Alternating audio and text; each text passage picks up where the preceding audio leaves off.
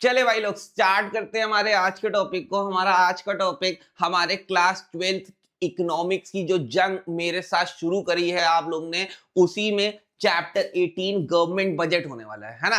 Government budget क्या है? Government budget मतलब सरकार का बजट, मतलब सरकार क्या क्या रिसिप्ट्स क्या क्या खर्चे करने वाली है वो पहले से ही मन में सोच लेती है, पहले से ही एक प्लानिंग प्लॉटिंग कर लेती है आने वाले फाइनेंशियल ईयर के लिए। उसको हम लोग गवर्नमेंट बजट कहते हैं, सिंपल सरल शब्दों में, है ना। अगर कोई जानना चाहिए गवर्नमेंट बजट क्या होता है तो ये एक प्लानिंग प्लॉटिंग है आने वाले फाइनेंशियल ईयर में कि सरकार कहां कहां खर्चा करने वाली है, कहां कहां से वो इनकम कमाने वाली है।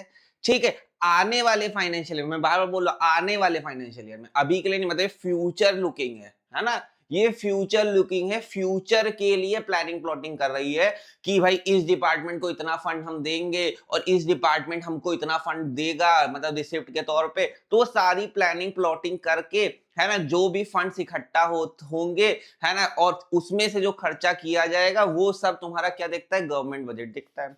तो बिना टाइम वेस्ट किए टॉपिक स्टार्ट करते हैं। टॉपिक है गवर्नमेंट बजट, है ना। सबसे पहला क्वेश्चन आता है गवर्नमेंट बजट होता क्या है सर, डिफाइन कैसे करेंगे?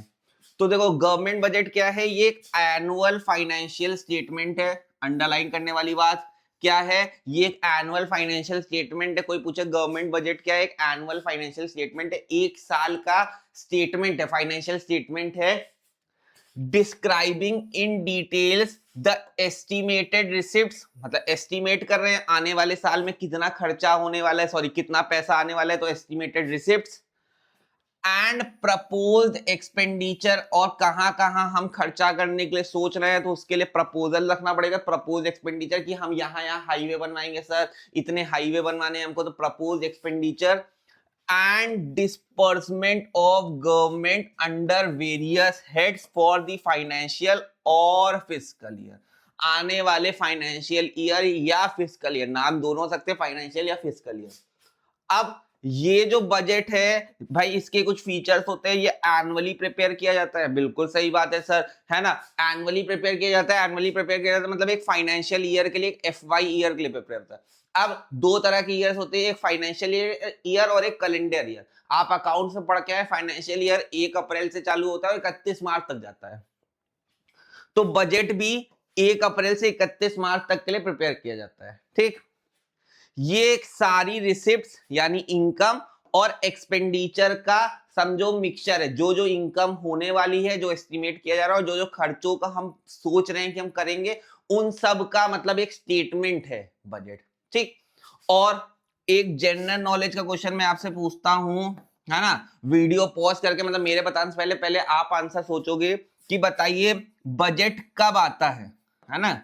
बजट प्रेजेंट कब किया जाता है ना, कौन सी डेट होगी जब बजट प्रेजेंट होता है। ठीक, तो आप अगर देखोगे तो बजट जो है वो हर साल, है ना, हर साल 1 फेब को प्रिपेयर किया जाता है ना। 1 फेब को हमारी फाइनेंस मिनिस्टर, इस टाइम हमारी फाइनेंस मिनिस्टर कौन है? इस time finance minister Nirmala Sitharaman ji, देखिए उन्हीं की फोटो लगी है ना।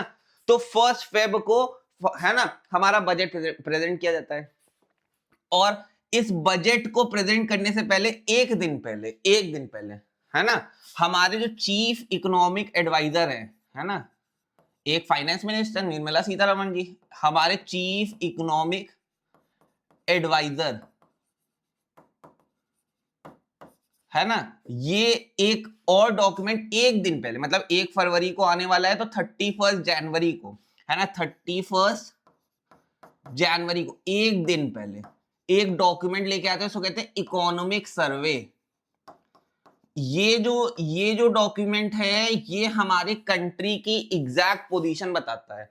ये हमारी कंट्री की करंट पोजीशन बताता है। कैसी पोजीशन बताता है? करंट पोजीशन बताता है कि इस टाइम करेंटली, या ये जो साल गया है उसमें हमने कितने खर्चे किए हैं, कहां कहां से पैसा आया है। तो एक करंट डॉक्यूमेंट है। करंट, अगर किसी को जानना है कि इस साल क्या क्या खर्चा हुआ वो जानना है, तो इकोनॉमिक सर्वे, या इस टाइम का इकोनॉमी की पोजीशन क्या है, वो इकोनॉमिक सर्वे में हमारे चीफ इकोनॉमिक एडवाइजर बजट आने से जस्ट एक दिन पहले प्रेजेंट होता है। ठीक है, ठीक है। ठीक। और ये जो बजट की प्रेजेंटेशन है ये ऑलमोस्ट और मतलब बजट की प्रेजेंटेशन मतलब समझ लो ये बजट वाला तुम्हारा जो दिन है ये 28 ऑफ जनवरी से चालू हो जाते हैं। जैसे ये मैं जो आपको टॉपिक पढ़ा रहा हूँ जनवरी में आ रहा है ना, तो अब इसी जनवरी के 28 ऑफ जनवरी से समझो बजट सेशन चालू हो जाएगा। इसको सेशंस कहते हैं, है ना, बजट के सेशंस कहते हैं। तो 28 जनवरी से चालू हो जाता है और लगभग लगभग 2 ऑफ अप्रैल तक चलता है ना, ठीक। और इसमें मतलब इसमें बहुत सारी चीजें होती हैं, मतलब सारे डॉक्यूमेंटेशंस होते हैं। लोकसभा पर सबसे पहले बजट प्रेजेंट किया जाता है, फिर राज्यसभा जाता है, फिर इसके लिए डिस्कशन होते हैं कि इस डिपार्टमेंट को इतना ग्रांट, जैसे बजट में डाला गया, किसी में डाला गया 1000 करोड़, पर डिस्कशन होने के बाद मालूम चला कि 1000 करोड़ की तो उसको जरूरत ही नहीं है, सिर्फ 800 करोड़ दो, है ना, 800 करोड़ दो, है ना, 400 करोड़ दो या 1200 करोड़ दे दो, है ना। वो सारे डिस्कशन यहाँ पे होते हैं। तो अभी हम लोग बजट का पूरा प्रेजेंटेशन देखेंगे ना, तो देखना ये जो 28 जनवरी से चालू होता है 2 अप्रैल तक चलता है, तो इसमें क्या क्या होता है, बहुत सारी चीजें होती हैं, है ना, बहुत सारी सेरेमनीज होती है, जो सेरेमनीज कहते हैं।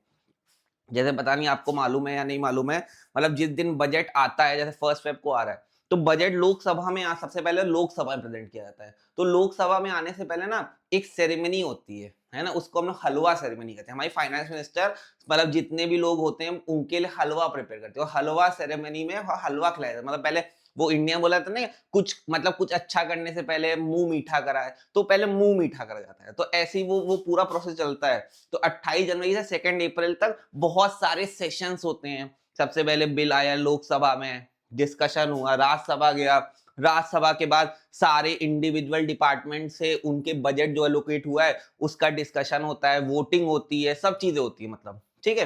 लेकिन उतना डिटेल नहीं, मैंने क्या बोला, ये जनरल नॉलेज है, जीके है, ठीक। अब अब क्या क्या इंपॉर्टेंस है भाई, क्यों हमको बजट चाहिए? सबसे पहले बजट हमारी इकोनॉमी को स्टेबल रखने के लिए चाहिए, है ना, इकोनॉमी को स्टेबिलिटी प्रोवाइड करता है। रिसोर्सेस किस तरह एलोकेट करने हैं, तो प्रॉपर एलोकेशन ऑफ रिसोर्सेस के लिए जरूरत है। इकोनॉमी की ग्रोथ में बहुत जरूरत है बजट की, है ना। इनकम को रीडिस्ट्रीब्यूट, कहां से कौन सी इनकम आ रही है उसको कैसे रीडिस्ट्रीब्यूट करे, प्रॉपर रीडिस्ट्रीब्यूशन भाई बिना बजट के नहीं हो सकता है। सोशल वेलफेयर के लिए कहां कौन सा वेलफेयर के लिए सरकार को खर्चा करना चाहिए, वो सब इसमें दिखाया जाता है ना। वो सारा वेलफेयर प्रॉपर हो सके तो सोशल वेलफेयर के लिए बहुत ज्यादा जरूरी है। तो 5 इंपॉर्टेंट देख लो, economic stability, allocation of resources, economic growth, income redistribution and social welfare.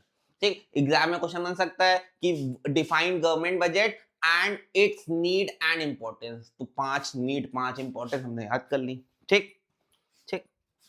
अब कितने तरीके से गवर्नमेंट बजट होता है, टाइप्स ऑफ गवर्नमेंट बजट। तो सबसे पहला बजट आता है यूनियन बजट। नाम में ये यूनियन, यूनियन मतलब ऐसा बजट जो सेंट्रल गवर्नमेंट द्वारा है, ठीक। तो देख लो, it is budget prepared by the central government. जो अभी हम लोग ये पूरा चैप्टर जो इसके आगे रिवॉल्व हो रहा है ना, वो सेंट्रल गवर्नमेंट का बजट है, वो यूनियन बजट हम लोग पार्ट कर रहे हैं, है ना। ये पूरा चैप्टर यूनियन बजट पे है, ठीक है, ठीक है।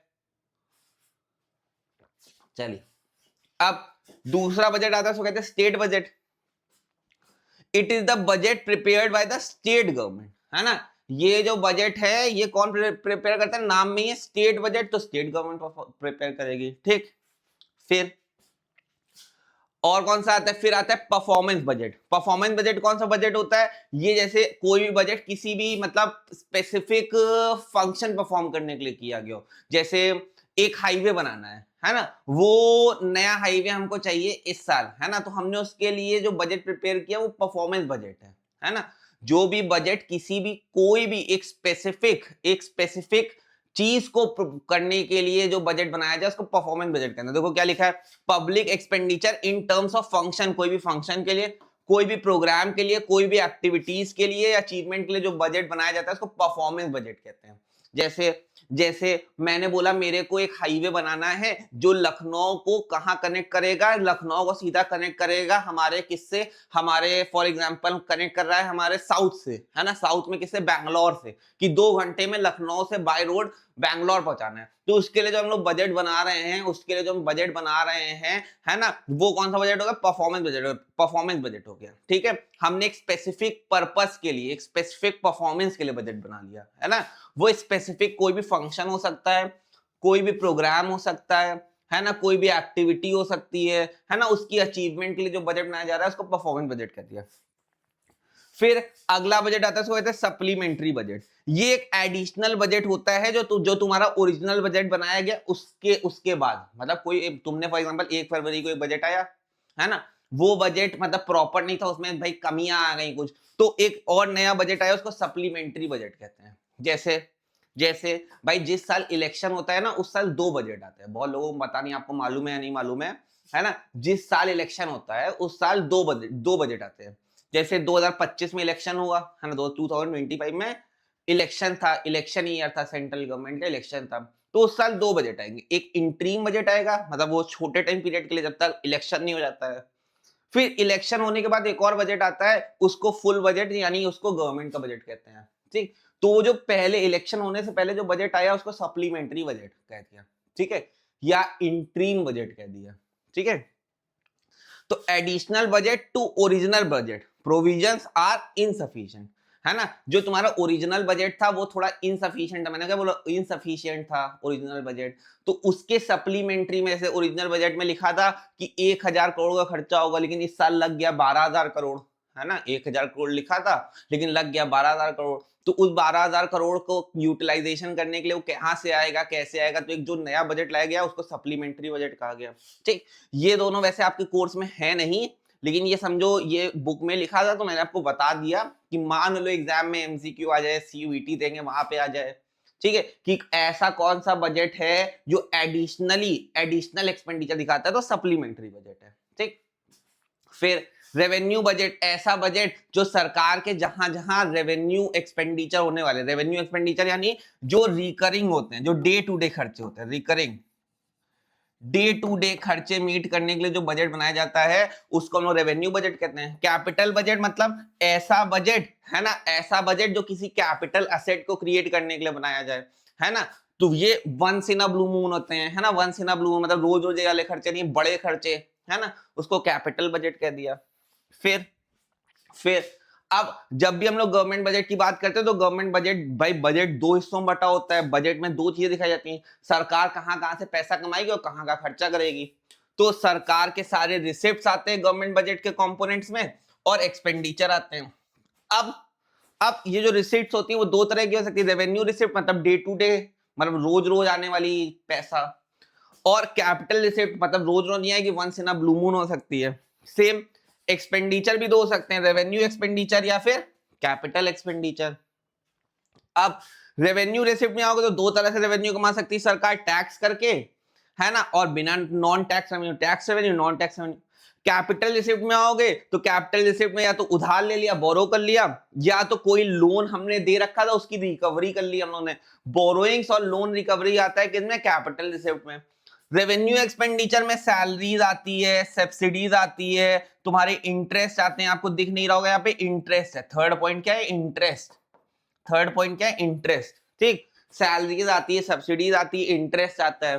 ठीक, कैपिटल एक्सपेंडिचर में इंफ्रास्ट्रक्चर हो गया, मशीनरी हो गया, कोई लोन एडवांस दे रखा है वो हमारा खर्चा है, लोन एंड एडवांस मतलब हमने किसी को लोन दे दिया वो भी कैपिटल एक्सपेंडिचर का पार्ट है। ठीक है, ठीक है, अब सबको एक एक करके पढ़ते हैं।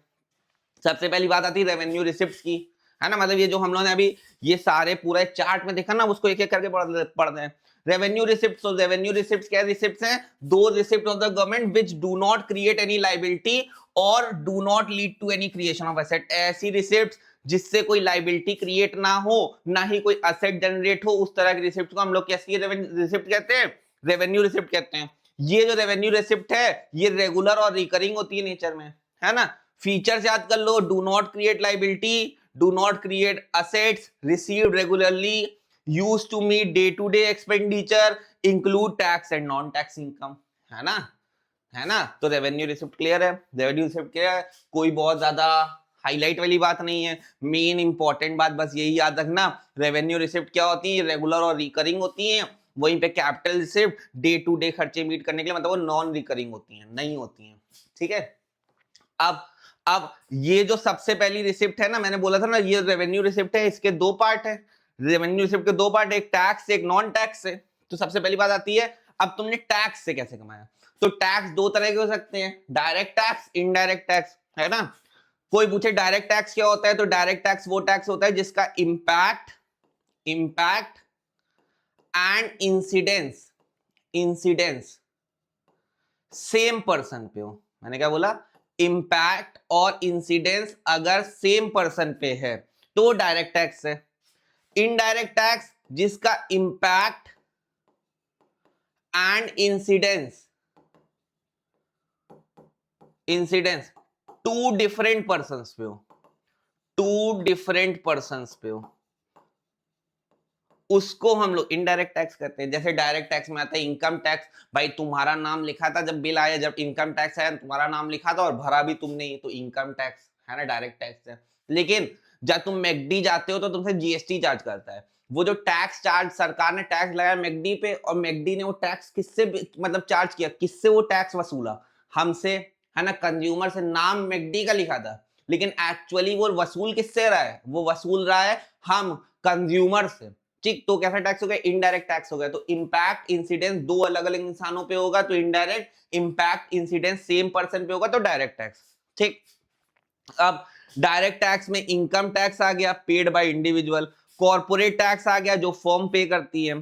ठीक, इनडायरेक्ट टैक्स में आ जाओगे तो सबसे पहले जीएसटी होता है ना, जो गुड्स एंड सर्विसेज पे लगता है। कस्टम ड्यूटी होता है जो तुम सामान इंपोर्ट करोगे उस पे लगेगा। ठीक है, ठीक है, ये हो गया हमारा टैक्स रिसिप्ट। अब नॉन टैक्स रेवेन्यू में आ जाओ, तो नॉन टैक्स रेवेन्यू में तुम बिना टैक्स किए कहां कहां सरकार पैसा कमाती है, तो बिना टैक्स के सरकार पैसा कमाती है। कोई मान लो तुमने सरकारी फॉर्म भरा, जैसे भाई अभी तुम गवर्नमेंट का एग्जाम देने वाले हो, सीयूईटी के फॉर्म्स आउट हो गए, तो तुम अभी सीयूईटी के फॉर्म लिखोगे, तो सीयूईटी के जो फॉर्म की फीस जो भर रहे हो वो सरकार के लिए क्या एक इनकम ही तो है ना, सरकार के लिए क्या एक इनकम ही तो है। तो फीस, है ना, तुम फॉर एग्जाम्पल बिना हेलमेट के गाड़ी चला रहे थे, है ना, पुलिस ने रोका, तुम पे फाइन चार्ज किया, है ना, वो फाइन किसकी जेब में जाए, गवर्नमेंट की। तो फीस फाइन्स, यहाँ पे कोई टैक्स थोड़ी ना लग रहा है ना, ये नॉन टैक्स रेवेन्यू है। तो इसमें फीस आ जाएगी, फाइन्स एंड पेनल्टीज आ जाएगी, कोई इंटरेस्ट सरकार ने किसी को लोन दे रखा था, उस लोन से उसने इंटरेस्ट कमा लिया तो इंटरेस्ट रेट से, कोई प्रॉफिट हो गया या डिविडेंड मिल गया, है ना, कोई ग्रांट आ गया, कोई एस्टीट्स। अब सबसे इंपॉर्टेंट वर्ड है एस्टीट्स, इस पे बहुत क्वेश्चन आ सकता है, मेरे को लगता है इस बार के 2027 पे एस्टीट्स पे क्वेश्चन आएगा। क्या होता है, जैसे मान लो भाई तुम्हारे पास फॉर एग्जांपल 1000 करोड़ की संपत्ति थी, मतलब तुम्हारे पास वेल्थ 1000 करोड़ की थी, तुम्हारी लैंड बिल्डिंग फैक्ट्री 1000 करोड़ की थी, है ना, तुम्हारा कोई बेटा बेटी कुछ नहीं था, कोई भी नहीं था तुम्हारा, है ना, तुम मर गए, तुम समझ लो अल्लाह को प्यारे हो गए। तो अब तुम अल्लाह को अगर प्यारे हो गए बिना कोई लीगल हायर के, ठीक, तो प्रॉपर्टी किसके पास चली जाएगी, है ना, वो प्रॉपर्टी चली जाएगी सरकार के पास, है ना।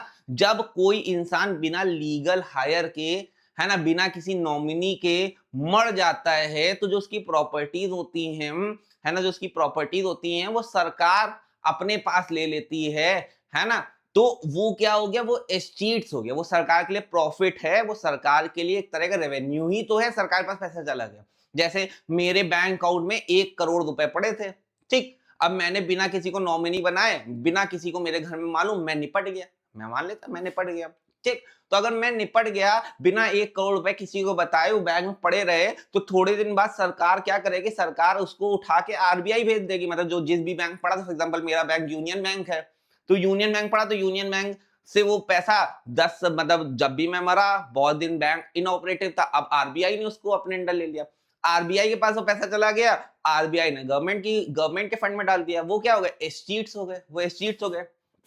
तो देखो क्या लिखा है, property of deceased person without any heirs, ठीक, बहुत इंपॉर्टेंट पॉइंट, मेरे को लगता है कि यहां से आपकी बार क्वेश्चन आएगा, ठीक। तो एस्टीट्स क्या है, it is a type of non tax revenue, जहां पे कोई भी प्रॉपर्टी एक डिसीज्ड पर्सन की विदाउट हायर्स, जब वो मतलब विदाउट कोई मतलब नॉमिनी वो मर जाता है, तो पैसा किसके पास चला जाता है, इन फॉर्म ऑफ रेवेन्यू सरकार के पास चला जाता है, तो सरकार के लिए क्या है, एक तरह का रेवेन्यू रिसिप्ट है, ठीक है, ठीक है। अब कैपिटल रिसिप्ट, तो कैपिटल रिसिप्ट दो receipt of the government which either create a liability और रिड्यूस असेट, ऐसी रिसिप्ट जो तुम्हारी लायबिलिटी को क्रिएट करे या असेट को रिड्यूस करे, ठीक है, वो कैसी रिसिप्ट है, कैपिटल रिसिप्ट है, दे आर नॉन रिकरिंग, कैसी हैं, नॉन रिकरिंग है, ठीक, दो तरह की रिसिप्ट हो सकती है, एक debt receipt, non debt receipt. Debt receipt जो फ्यूचर के लिए कोई रीपेमेंट के लिए लाइबिलिटी क्रिएट करे, और नॉन डेट रिसिप्ट ये कोई लाइबिलिटी क्रिएट ना करे, है ना। दो तरह की कैपिटल रिसिप्ट होती है, डेट, डेट मतलब जिसपे तुम्हारी लाइबिलिटी क्रिएट हो जाए, नॉन डेट जिसपे कोई लाइबिलिटी क्रिएट ना हो। ठीक, डेट रिसिप्ट में दो आते हैं, पहला आता है बोरोइंग, दूसरा आता है अदर लाइबिलिटी। बोरोइंग में तुमने कोई उधार ले लिया, चाहे आरबीआई से, कोई पब्लिक से, या कोई भी फॉरेन गवर्नमेंट से, उधार के तौर पे जो पैसे सरकार ने ले लिए। अदर लाइबिलिटीज में जैसे कोई स्मॉल सेविंग, प्रोविडेंट फंड, ये भी क्या है, सरकार के लिए एक तरह की क्या है, डेट लाइबिलिटी है। पीएफ का पैसा, लोगों के प्रोविडेंट फंड का पैसा भी सरकार को बाद में जब वो रिटायर होते हैं तो वापस लौटाना पड़ता है। ठीक है, तो वो भी कैसी डेट रिसिप्ट है। नॉन डेट में जैसे रिकवरी ऑफ लोन, है ना, सरकार ने कोई लोन दे रखा था, उसकी रिकवरी के लिए रिकवरी ऑफ लोन। डिसइन्वेस्टमेंट, यहां से भी मेरे को लगता है 2027 में क्वेश्चन आ सकता है, इंपॉर्टेंट पॉइंट, डिसइन्वेस्टमेंट। डिसइन्वेस्टमेंट मतलब सरकार ने कोई अपनी डिपार्टमेंट बेच दिया, जैसे सरकार ने भी एयर इंडिया बेच दिया था, है ना, टाटा ग्रुप ने उसको खरीद लिया, तो क्या है, डिसइन्वेस्टमेंट है। डिसइन्वेस्टमेंट है कि 1000 करोड़ में मैंने air India Ratan Tata sir को बेच दिया, तो क्या है, वो एक डिसइन्वेस्टमेंट हो गया। तो sale of shares in PSUs, public sector units, इसको पीएसयू को फॉर्म नहीं मालूम है, पब्लिक सेक्टर यूनिट्स। ठीक, अब उसके बाद रेवेन्यू और कैपिटल एक्सपेंडिचर क्या होते हैं। Revenue expenditure refers to government expenditure which does not result in creation of asset, जिससे कोई भी असेट क्रिएट ना हो, है ना, and is incurred for day to day functioning of the government. भाई जो खर्चे डे टू डे फंक्शनिंग के लिए किए जाते हैं और जिससे कोई भी असेट क्रिएट नहीं होता है, उसको हम लोग रेवेन्यू एक्सपेंडिचर कहते हैं। भाई एग्जाम्पल क्या हो सकते हैं, जैसे सैलरी दे रही है गवर्नमेंट एम्प्लॉयज की, सरकार जो है जो सैलरी देती है हर महीने देती है, तो डे टू डे खर्चे हैं। इंटरेस्ट, अगर कोई डेट ले रखा है कहीं से भी तो उस पर इंटरेस्ट देना पड़ेगा, तो वो इंटरेस्ट। सब्सिडीज, है ना, वो फूड पे, फर्टिलाइजर पे, फ्यूल्स पे जो सब्सिडीज देती है। ठीक, पब्लिक सर्विसेज जो पार्क, हाईवे ये सब बना रखे हैं, तो उसकी मेंटेनेंस के लिए जो खर्चे करती है, तो मेंटेनेंस ऑफ पब्लिक सर्विसेज। फिर डिफेंस पे, डिफेंस पे भाई हमारे बॉर्डर्स को भाई देख रेख के लिए जो लोग लगे हैं, उस पे जो खर्चे, भाई जो आर्म्स, एम्युनिशन, है ना, उनके मेंटेनेंस पे जो खर्चा हो रहा है, वो डिफेंस सर्विसेज, ये भी किसका पार्ट है, रेवेन्यू एक्सपेंडिचर का। ठीक, अब कैपिटल एक्सपेंडिचर क्या होता है, तो capital expenditure refers to government expenditure which leads to creation of asset, जिससे असेट क्रिएट हो, कैपिटल जिससे असेट क्रिएट ना हो, वो क्या होगा, रेवेन्यू। ठीक, दे और रिड्यूसेस लाइबिलिटी, इससे असेट क्रिएट भी हो सकती है और लाइबिलिटी रिड्यूस भी हो सकती है। ठीक, इसके example construction of bridges, dams, purchase of machinery equipment, loans, है ना, repayment of public debt, investment in infrastructure etcetera. ठीक, ये कुछ एग्जांपल्स हो गए। अब आता है बजट, कब बैलेंस्ड बजट कहलाता है, कब डेफिशिएट में होता है, कब सरप्लस में होता है ना। अगर सरकार की इनकम, है ना, या जिसको तुम रिसिप्ट्स कहते हो, वो इक्वल हो जाए किसके, सरकार के एक्सपेंडिचर के, तो उस तरह के बजट को हम लोग बैलेंस्ड बजट कहते हैं। ठीक, बैलेंस्ड बजट, बैलेंस्ड बजट कौन सा बजट है, जहां पे सरकार के रेवेन्यूज या सरकार की इनकम किसके बराबर हो जाए, उसके खर्चों के बराबर हो जाए, है ना, उस तरह के बजट को हम लोग बैलेंस्ड बजट कहते हैं, है ना। ठीक है, फिर अगर सरकार की इनकम ज्यादा हो जाए एक्सपेंडिचर से, है ना, इनकम ज्यादा है मतलब तुमने कमाया ज्यादा, खर्चा कम किया, तो तुम्हारे पास क्या हो जाएगा, पैसे का सरप्लस हो जाएगा, सरप्लस बजट। ठीक, फिर अगर तुमने कमाया कम और खर्चा किया ज्यादा, मतलब income is less than expenditure, तो बजट में हो जाएगा डेफिशिएट, बजट में हो जाएगा डेफिशिएट।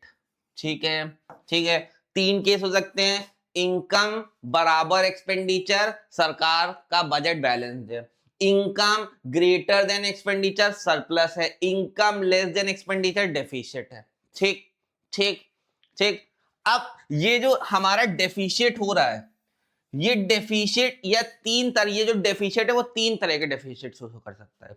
ठीक, अब वही पढ़ने वाले हैं कौन कौन से डेफिशिट के बारे में लोग पढ़ना है। तो आता है टाइप्स ऑफ बजट डेफिशिट। सबसे पहला डेफिशिट आता है उसको कहते हैं रेवेन्यू डेफिशिट। रेवेन्यू डेफिशिट सबसे खराब सिचुएशन है, सबसे खराब सिचुएशन अगर कोई सिचुएशन है वो है रेवेन्यू डेफिशिट की। मतलब तुम्हारे पास, सरकार के पास उतना भी पैसा नहीं है कि वो डे टू डे खर्चे मीट कर पाए, है ना, वो अपने वो जो उसने एम्प्लॉयज रखे हैं गवर्नमेंट डिपार्टमेंट के उसको पैसा तक दे पाए, है ना। इतनी खराब सिचुएशन हो गई है ना, इतनी खराब सिचुएशन। मतलब वो जो तुमको याद है वो वाली सिचुएशन एलपीजी पॉलिसी वाली, तो तुमने पढ़ा होगा कि सिर्फ सरकार के पास 14 दिन का फंड बचा था कि 14 दिन तक ही वो अपने देश को चला सकती थी। मतलब उसका रेवेन्यू, वो रेवेन्यू डेफिसिट इतना ज्यादा हो गया था कि सरकार के पास एकदम पैसा नहीं बचा था कि वो डे टू डे खर्चा भी चला पाए अपना। 14 दिन तक सिर्फ पैसा बचा था।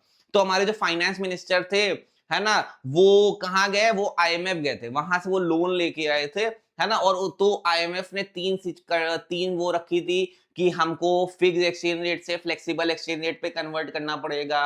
ठीक, हमको अपनी इकोनॉमी को एलपीजी करना पड़ेगा, मतलब लिबरलाइज करना पड़ेगा, प्राइवेटाइज करना पड़ेगा, ग्लोबलाइज करना पड़ेगा। ठीक है, तो वही डेफिसिट को मीट करने के लिए सरकार ने आईएमएफ से लोन लिया था और आईएमएफ ने हमको लोन ग्रांट किया था।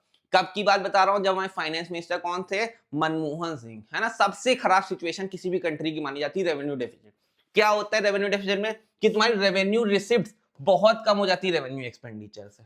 ठीक, तो देखो लिखा भी है, revenue deficit occur when revenue expenditure exceed revenue receipt. Formula क्या होगा रेवेन्यू डेफिसिट निकालने का, revenue expenditure minus revenue receipt.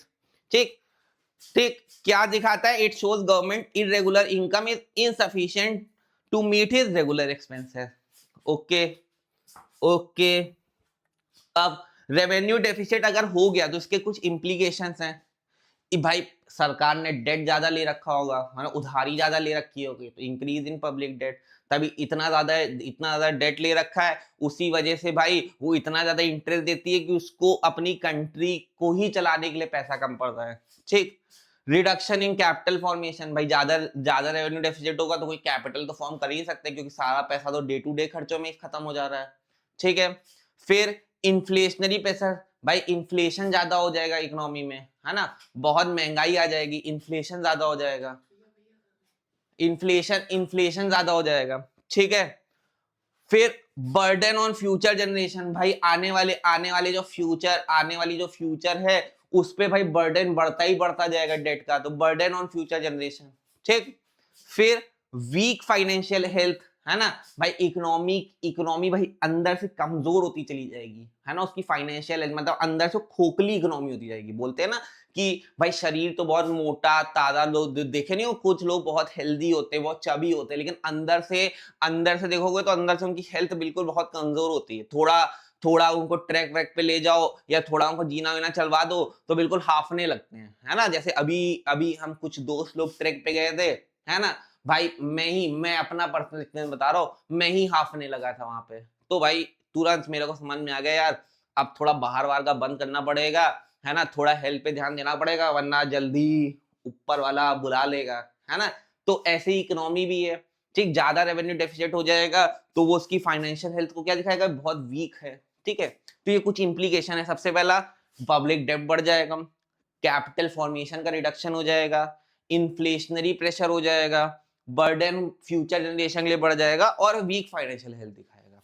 ठीक, फिर फिजिकल डेफिसिट क्या होता है, फिजिकल डेफिसिट होता है excess of total government expenditure over total receipts, है ना। जब सरकार के सारे खर्चे रेवेन्यू प्लस कैपिटल दोनों खर्चों को मिला के, है ना, और दोनों रिसिप्ट को, टोटल गवर्नमेंट एक्सपेंडिचर मतलब रेवेन्यू एक्सपेंडिचर भी और कैपिटल एक्सपेंडिचर भी, दोनों खर्चों को मिला दो, है ना, और दोनों रिसिप्ट्स को मिला दो, रेवेन्यू रिसिप्ट भी और कैपिटल रिसिप्ट भी, है ना, दोनों में मतलब तुम्हारे सरकार के खर्चे, टोटल खर्चे ज्यादा हैं किससे, टोटल रिसिप्ट से, है ना, एक्सक्लूडिंग बोरोइंग्स को हटा के, तो क्या दे देगा, फिजिकल डेफिसिट दे देगा। ठीक, फिजिकल डेफिसिट दे देगा। ठीक, और फिजिकल डेफिसिट क्या दिखाता है, physical deficit shows the total borrowing requirement of the government, it shows the total borrowing requirement of the government. ठीक, निकालने का formula total expenditure minus total receipts, total expenditure minus revenue receipts plus non debt capital. मैंने यहाँ पे non debt क्यों लिख दिया, क्योंकि यहाँ पे बोरोइंग हटाना है, एक्सक्लूडिंग बोरोइंग, तो सीधा इधर टोटल एक्सपेंडिचर माइनस ब्रैकेट में तुमको रेवेन्यू रिसिप्ट और नॉन डेट कैपिटल रिसिप्ट को ऐड कर देना है। नॉन डेट मतलब ऐसी रिसिप्ट जिसमें बोरोइंग इंक्लूडेड ना हो, ठीक, वो फिस्कल डेफिसिट हो जाएगा। ठीक, अब फिस्कल डेफिसिट क्या है भाई? फिस्कल डेफिसिट ज्यादा होगा तो पब्लिक डेट इंक्रीज होगा, इन्फ्लेशनरी प्रेशर यहाँ पे भी होगा, क्राउडिंग आउट इफेक्ट दिखेगा। मतलब क्राउडिंग आउट इफेक्ट मतलब गवर्नमेंट की जो बोरोइंग है वो गवर्नमेंट की borrowing reduces funds available for private investment, मतलब प्राइवेट वालों के पास फंड कम हो जाएगा, गवर्नमेंट के पास ज्यादा हो जाएगा। ठीक है, burden on future generation, impact on economic growth. भाई इकोनॉमिक की ग्रोथ इफेक्ट होगी, कैसे इफेक्ट होगी? अगर डेफिसिट मॉडरेट है तो ग्रोथ होगी, अगर हाई डेफिसिट है तो ग्रोथ और स्टेबिलिटी को हार्म करेगा। ठीक है, ये वाला पॉइंट, ये वाला पॉइंट और ये वाला पॉइंट और ये वाला पॉइंट ऑलमोस्ट रेवेन्यू डेफिसिट से सेम है। तो याद करने का तरीका क्या? पब्लिक डेब्ट इंक्रीज दोनों में हो जाएगा, फ्यूचर जनरेशन दोनों में हार्म होंगी, इन्फ्लेशनरी प्रेशर हो जाएगा। ठीक, क्राउडिंग आउट इफेक्ट भाई बहुत इंपॉर्टेंट पॉइंट है। क्राउडिंग आउट इफेक्ट ये ऐसा इफेक्ट है जहां पे गवर्नमेंट के खर्चे इतने ज्यादा हो जाते हैं, गवर्नमेंट एक्सपेंडिचर इतना बढ़ जाता है कि प्राइवेट के लिए कोई इन्वेस्टमेंट बचती नहीं है, वो क्राउड आउट कर देती है प्राइवेट इन्वेस्टमेंट को, है ना। ठीक, तो government boring reduces funds available for private investment, इसको क्या कहते हैं? इसको हम लोग कहते हैं crowding out effect. Okay okay, यहां तक ठीक है, यहां तक ठीक है। अब आते हैं प्राइमरी डेफिसिट पे, है ना। प्राइमरी डेफिसिट समझाने से पहले मैं तुमको वो सिचुएशन याद दिलाता हूं। तुम न्यूज चैनल बहुत सुनते होगे या घर में सुनते होगे, तो बहुत सारे नेता, मतलब मैं किसी पर्टिकुलर नेता को पॉइंट आउट नहीं कर रहा हूं, है ना, मैं एक सिर्फ तुमको एक सिचुएशन एग्जांपल दे रहा हूं कि बहुत सारे नेता, है ना, जो रूलिंग पार्टी के होते हैं, वो बोलते हैं कि इस बार खर्चा इसलिए ज्यादा हो रहा है या डेफिसिट इतना ज्यादा इसलिए दिख रहा है कि पुरानी गवर्नमेंट ने इतना लोन ले रखा है, तो हम उस लोन को ही इंटरेस्ट देते देते ही इतना ज्यादा खर्चा हो जाता है कि हम आज के लिए वो डेफिसिट कम ही नहीं कर पा रहे हैं, है ना। ये खर्चा तो पुरानी गवर्नमेंट ने किया था, हम तो सिर्फ उसका इंटरेस्ट भर रहे हैं। ठीक, तो वो सिचुएशन वो बता के वो उस सिचुएशन से वो भागने लगते हैं। ठीक, तो जो समझदार इंसान होते हैं ना, जो समझदार इकोनॉमिस्ट होते हैं, वो सरकार अच्छा कर रही है खराब कर रही है वो जानने के लिए वो फिजिकल डेफिसिट या रेवेन्यू डेफिसिट नहीं देखते, वो प्राइमरी डेफिसिट देते हैं, है ना। प्राइमरी डेफिसिट कैसे निकलता है? जो तुमने फिजिकल डेफिसिट मतलब जो तुमने टोटल खर्चा किया और उसमें से टोटल रिसिप्ट माइनस कर दिया, बोरोइंग्स हटा के, है ना, तो जो फिजिकल डेफिसिट आया, है ना, वो फिजिकल डेफिसिट इतना ज्यादा था कि उन्होंने उस डेफिसिट से बचने के लिए, उसका रीजन देने के लिए उन्होंने बोल दिया कि पिछले साल इतनी इंटरेस्ट ही, मतलब पिछली गवर्नमेंट ने इतना लोन ही ले रखा था, हम तो सिर्फ उसका इंटरेस्ट दे रहे हैं, सबसे ज्यादा डेफिसिट उससे दिख रहा है। तो अब लोग उससे, मतलब लोग जानना चाहते हैं कि वो सरकार भी क्या कहीं झूठ तो नहीं बोल रही है, वो इकोनॉमी जानना चाहते हैं सरकार अच्छा कर रही है, तो निकालेगी वहां का क्या? Primary deficit. प्राइमरी डेफिसिट कैसे निकलेगा? प्राइमरी डेफिसिट निकलेगा जो तुमने फिजिकल डेफिसिट निकाला है ना, और जो नेता बोल रहा था कि हम तो सिर्फ उसका इंटरेस्ट ही भर रहे हैं, तो फिजिकल डेफिसिट में से वो इंटरेस्ट जो तुम भर रहे हो वो हटा दो, उसके बाद जो डेफिसिट बचेगा वो कंट्री के एक्चुअल सिचुएशन दिखा देगा, है ना, वो कंट्री के एक्चुअल सिचुएशन दिखा देगा। अब तुम देख लो वो गवर्नमेंट अच्छा कर रही है या नहीं कर रही है। तो अगली बार कोई भी आपके लिए नेता स्टेटमेंट दे ऐसा, तो आप एक इकोनॉमिक्स के स्टूडेंट हैं, आप एक इकोनॉमिस्ट होने वाले हैं या हो जाएंगे, या आप नहीं भी हैं तो आप इतनी बेसिक इकोनॉमिक्स तो जानते ही हैं, है ना, इतनी बेसिक इकोनॉमिक्स जानते ही हैं कि आप तुरंत फिजिकल डेफिसिट का डेटा निकालोगे, है ना, और इंटरेस्ट कितना इस साल दिया गया है वो माइनस कर दोगे, ठीक, तुरंत निकल आएगा प्राइमरी डेफिसिट और उस सरकार की एक्चुअल सिचुएशन, वो सरकार एक्चुअली कितना झूठ बोल रही है कितना सच बोल रही है वो मालूम चल जाएगा। ठीक, तो अब प्राइमरी डेफिसिट क्या है? It refers to physical deficit minus interest payment. मैंने क्या बोला? जो फिजिकल डेफिसिट हुआ, है ना, उसमें से तुमने माइनस कर दिया किसको? इंटरेस्ट पेमेंट्स को, इंटरेस्ट पेमेंट को। ठीक, ये करंट ईयर की फिजिकल इंबैलेंसेस को दिखा देगा, ये तुमको इस साल के फिजिकल इंबैलेंस दिखा देगा, जो सरकार रूल कर रही है उसने इस साल क्या किया वो सारे इंबैलेंसेस उसके दिख जाएंगे, है ना। एक्सक्लूडिंग द पास बोरिंग, पुरानी सरकार के सारे पास बोरिंग भूल के आज बताओ तुमने क्या किया वो जानना चाहते हैं तो प्राइमरी डेफिसिट निकाल लेंगे। ठीक, कैसे निकलेगा? फॉर्मूला हो गया primary deficit is equal to physical deficit minus interest payment, physical deficit minus interest payment. ठीक, अब आगे बढ़ने से पहले मैं एक बार पीछे जाऊंगा, मैं फिजिकल डेफिसिट पे दोबारा आता हूं, है ना, फिजिकल डेफिसिट पे। ठीक, एग्जाम में कभी कभी एमसीक्यू आता है कि फाइंड फिजिकल डेफिसिट। क्या आता है? फाइंड फिजिकल डेफिसिट, है ना। और यहाँ पे तुम्हारा तुम्हारा बोरोइंग दिया होता है, नीचे इंफॉर्मेशन में बहुत सारी इंफॉर्मेशन दी होंगी, उसमें एक चीज बोरोइंग दे रखी है 20,000 करोड़ की। अब तुमसे बोल रहा है कि बताओ फिजिकल डेफिसिट कितना हुआ, है ना। तो फिजिकल डेफिसिट तो तुमको निकालने की जरूरत नहीं, आएगा तुमको सीधा सीधा बोरोइंग दे रखा है, सीधा सीधा बोरोइंग दे रखा है, तो फिजिकल डेफिसिट सीधा सीधा किसके बराबर हो जाएगा? बोरोइंग बराबर हो जाएगा। ये बहुत इंपॉर्टेंट न्यूमेरिकल है। फिजिकल डेफिसिट पूछ रहा है और सीधा सीधा बोरोइंग, अगर तुमको नीचे इंफॉर्मेशन दे रखी निकालने की जरूरत ही नहीं है। बोरोइंग किसके बराबर हो जाएगी? फिजिकल डेफिसिट के ही बराबर हो जाएगी। ठीक है, ठीक है। अब ये हो गया primary deficit, physical deficit, revenue deficit. अब चैप्टर का लास्ट पार्ट आता है, हमारे कोर्स में नहीं है इस साल, एग्जाम में बोर्ड में नहीं आ रहा है, लेकिन स्टिल हमको मालूम होना चाहिए जब बजट प्रिपेयर होता है तो बजट के प्रोसीजर क्या है ना। एग्जाम में या सीयूटी के एग्जाम में भी, कॉम्पिटिटिव एग्जाम बैठोगे तो वहां पे एमसीक्यू पूछ सकते हैं कि बजट का पहला प्रोसीजर क्या है ना। तो सबसे पहले बजट के प्रोसीजर में जाएंगे तो फर्स्ट स्टेप है बजट का प्रिपरेशन। सबसे पहले बजट प्रिपेयर किया जाता है। कौन प्रिपेयर करता है? फाइनेंस मिनिस्टर प्रिपेयर करती है। ठीक है, ठीक है, अपने डिपार्टमेंट के साथ। फिर ये बजट भेजा जाता है कैबिनेट, वहां कैबिनेट अप्रूव करती है। फिर जब कैबिनेट का अप्रूवल आ जाता है तो थर्ड स्टेप में बजट प्रेजेंट किया जाता है, प्रेजेंटेशन इन पार्लियामेंट। फिर उस बजट को इंप्लीमेंट किया जाता है ना। फिर इंप्लीमेंट करने के बाद उस पे वोटिंग होती है। उस पे क्या होती है? वोटिंग होती है, यस नो, हाँ मैं पास करता हूं, मतलब लोग वोट करते हैं, जो लोग पार्लियामेंट के होते हैं, लोकसभा राज्यसभा मेंबर, वोटिंग होती है। फिर उस बजट पे डिबेट होती है। लास्ट प्रोसेस क्या है? बजट पे डिबेट होगी। और उसके बाद है ना सॉरी, बजट पे सबसे पहले प्रेजेंट किया जाएगा, प्रेजेंटेशन के बाद बजट पे डिबेट होगी, बजट पे डिबेट होगी, ये फोर्थ स्टेप है, फोर्थ। फिर बजट पे वोटिंग होगी, फिफ्थ। और लास्ट बजट इंप्लीमेंट किया जाएगा, है ना। लास्ट बजट क्या किया जाएगा? इंप्लीमेंट किया जाएगा। ये वाला स्टेप नहीं, यहां से हम लोग यहां आए हैं। ठीक, सबसे पहला क्या है? बजट की प्रिपरेशन। बजट प्रिपेयर हुआ, कैबिनेट ने उसको अप्रूव किया, अप्रूव के बाद बजट प्रेजेंट किया गया पार्लियामेंट में। पार्लियामेंट के बाद बजट पे बहुत सारी डिबेट हुई पार्लियामेंट पे, हाँ आपका जो बजट है ये इसमें ये नहीं है, इसमें ये नहीं है, बहुत डिबेट हुई पार्लियामेंट में। डिबेट के बाद उसमें वोटिंग हुई कि भाई अब ज्यादा डिबेट नहीं करते हैं, अब इस पे वोटिंग कर लेते हैं, कौन कौन इस बजट के फेवर में, कौन कौन नहीं है। तो वोटिंग होती है, फिर उसका इंप्लीमेंटेशन कर दिया जाता है। ठीक, ये इंप्लीमेंटेशन कब से कब के लिए होता है? 1 अप्रैल